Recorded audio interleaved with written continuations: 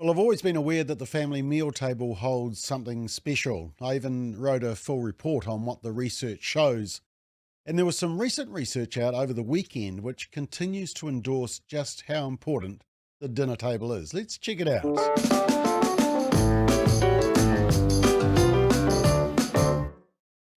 So, as I mentioned, the report that I wrote was It's Time for Dinner, the effect of regular family dinners on family life. And amongst all the research, and there was a lot around the world, the areas examined related to the effects of regular family dinners on your children and their well-being, risk-taking, nutrition, obesity, preventing eating disorders, protection from the harms of cyberbullying, and the effects of technology and effects of deprivation. And what I found was compelling. On the whole, regular family dinners have a positive and protective effect, which benefits families and especially young people.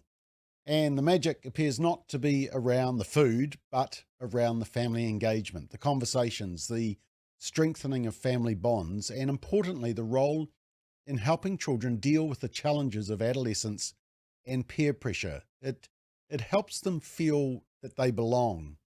And family meals provide important opportunities for parents to communicate clear expectations about behaviour and family values. More frequent dinners also facilitate opportunities for teenagers to express problems and concerns as they arise. And the research also suggests potential decreases in the likelihood of suicidal thoughts, binge drinking, smoking and marijuana use, sexual activity, obesity, and eating disorders. However, they can also be negative experiences. It may not be enough to suggest that families eat together regularly if they come to the table prepared to criticise, to control, or to avoid conversation altogether. I'm sure we've all experienced one or two or more of those events. But when they work, family dinners together help make great memories and strengthen the bond of those present. And there was a new study that's just been released over the weekend which has important findings. Researchers from the University of Illinois looked at more than 1,400 married couples with 2-year-old children, calculating how many dinners a week the child ate with their mother and also their father. And then when the child was 4 or 5 years old, they asked parents questions about their behaviour, such as tantrums and sharing. And what they found was that toddlers who ate dinner less often with their father were more poorly behaved at an older age. And that was the case even if they ate dinner with their mother every day, which was suggesting that it is best to have both parents present. Sayan Zhu, who led the study, said, quote, during family meals, children learn from watching adults share food, interact with each other, hold conversations, and make eye contact. This is a unique daily experience which may help them learn how to communicate and behave. And these results suggest having the whole family around the table is important because fathers bring important and unique qualities as well as mothers. End quote. And the report goes on, just one day a week where a father or mother was missing from the dinner table was significantly linked to worse childhood behaviour.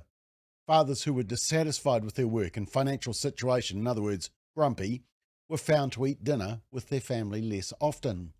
But the study also found women who were dissatisfied with their jobs and financial situation had more badly behaved children, perhaps because they were more tired and less emotionally engaged with their children.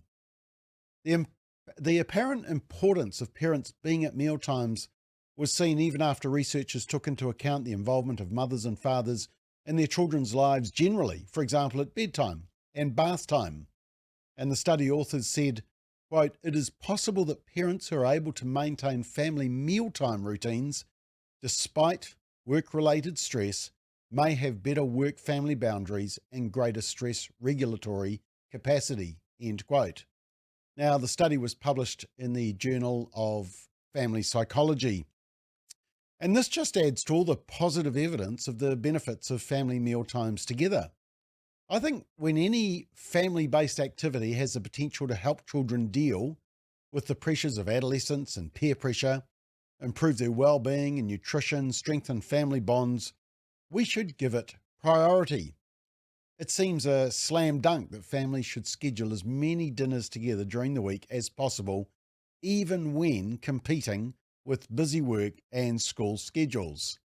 And this was a car sticker that we published a while back. You might see the billboards around the country as well. What your kids really want for dinner is you. So here's some tips based on the research findings.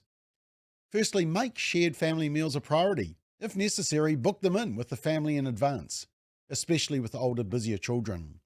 Prepare simple, cost-effective meals. They don't have to be buffets or royal feasts, but involve children and teens in the meal planning and preparation. Then they have some satisfaction of having prepared the meal. Have healthy eating options.